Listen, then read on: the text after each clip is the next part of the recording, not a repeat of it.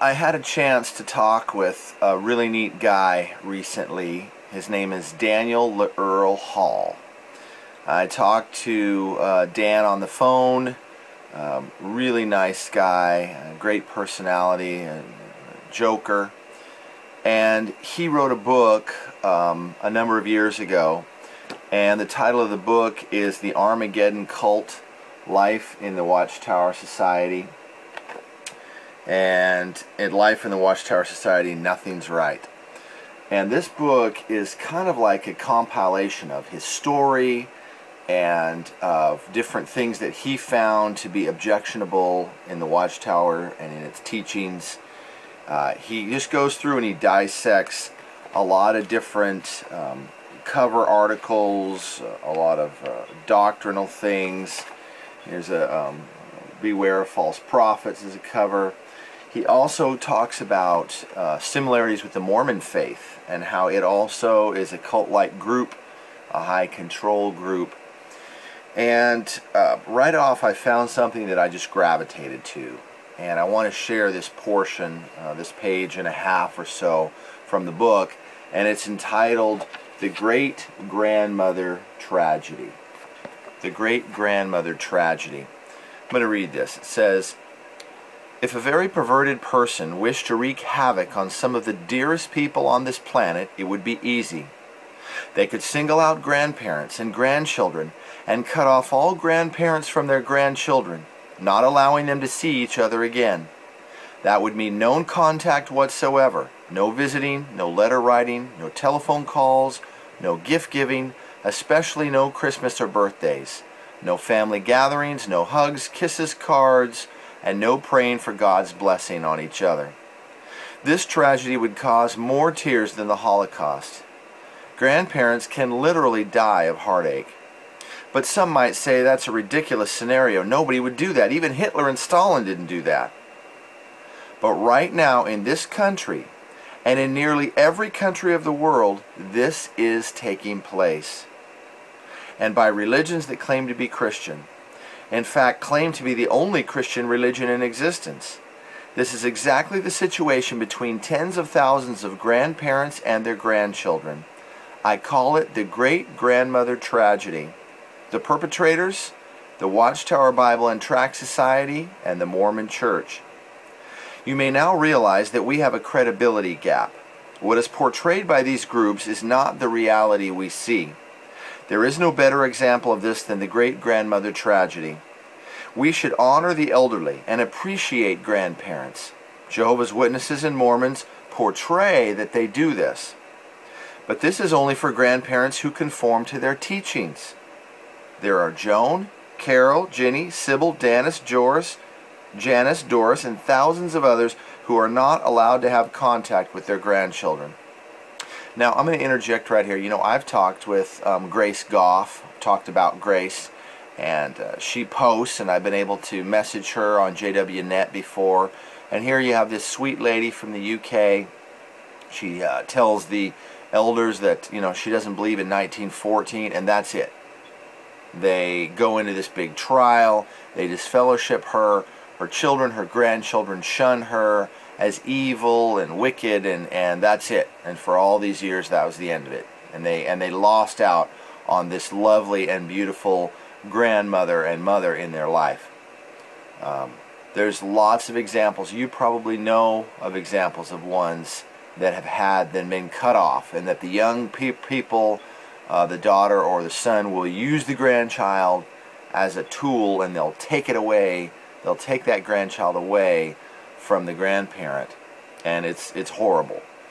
Well, listen to this now. This is a story about Doris that Daniel Earl Hall, in his excellent book, The Armageddon Cult, is relating to us. This is on page 210, by the way. All right, quote. This is Doris. "We stood staring at each other. Mark, now 7, and Corey, now 8, and myself.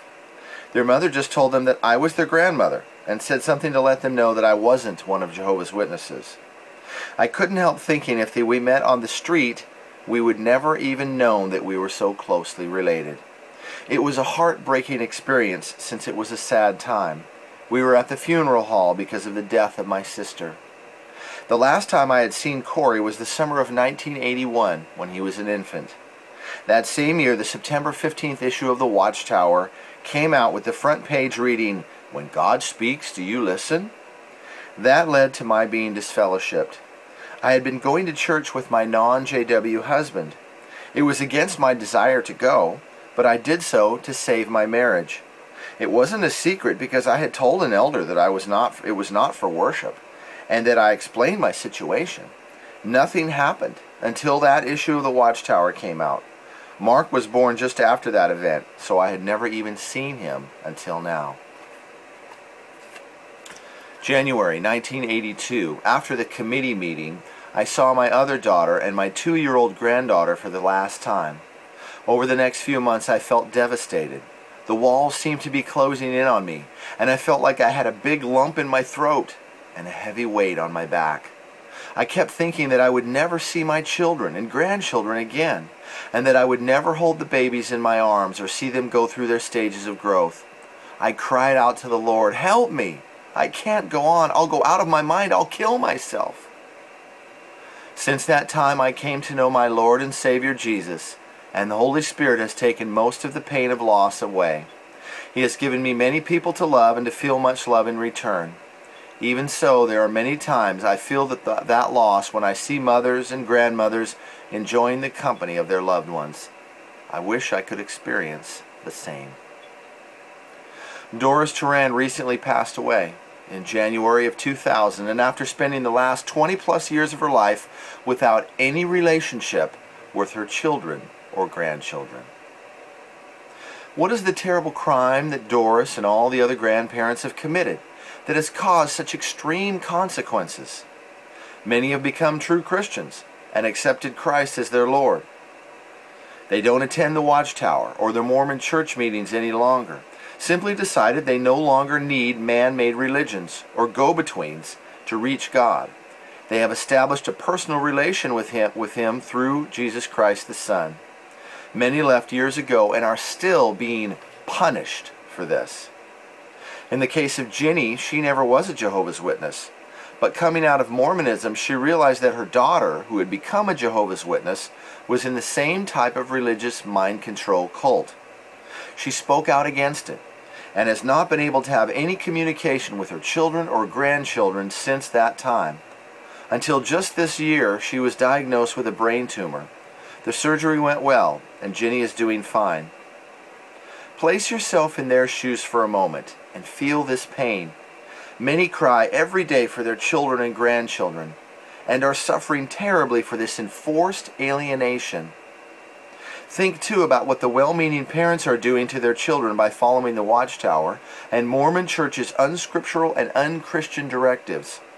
These children are growing up deprived of the love and affection of their grandparents. A lady named Joan recently wrote, "When I accepted Jesus as my Lord, I lost a lifetime of friends, but also lost my 2 grandsons, whom I have not seen in 17 years. I would not know my grandsons if I passed them on the street. What a terrible crime perpetuated on the boys, their grandmother, and the many aunts, uncles, and cousins they have never known." This morning, I got a phone call saying that David, the younger son, 20 years of age, was killed in an auto accident. It happened 2 or 3 weeks ago, and his mother never even notified his father or any other member of his family.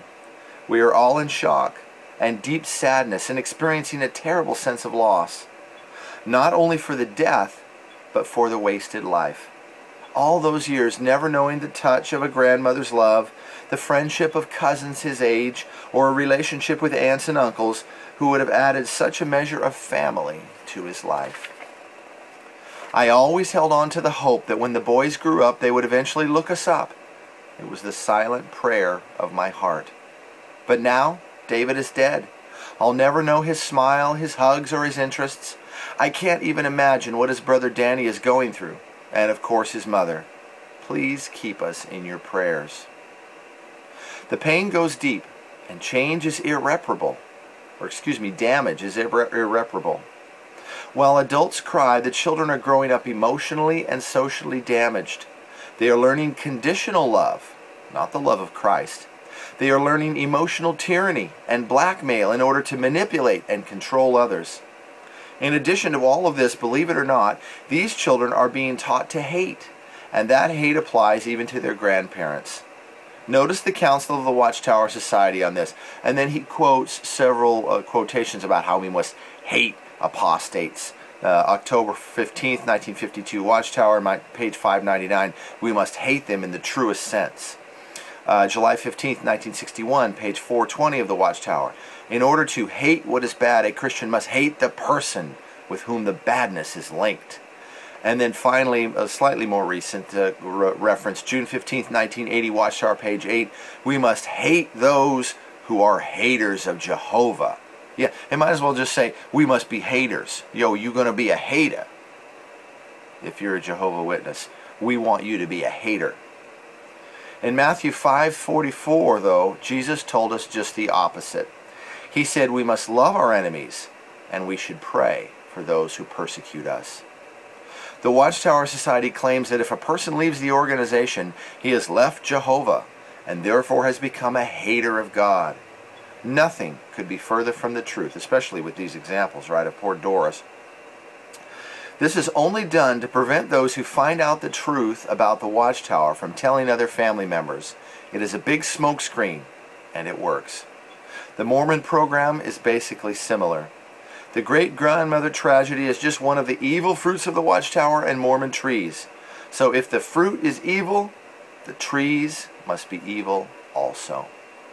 So, just one more interesting point in this excellent book by Dan Hall, The Armageddon Cult. Unfortunately, it's not in print right now. I'm going to try to talk to Dan and contact him about how we can change that and how we can get more of these in, whether it's a digital form or whether it's reprints, out to you. And I'm hoping also to interview Dan and get his story and get him to give us some more information on his writing of the book. The order is rapidly fading, for the times they are a-changing.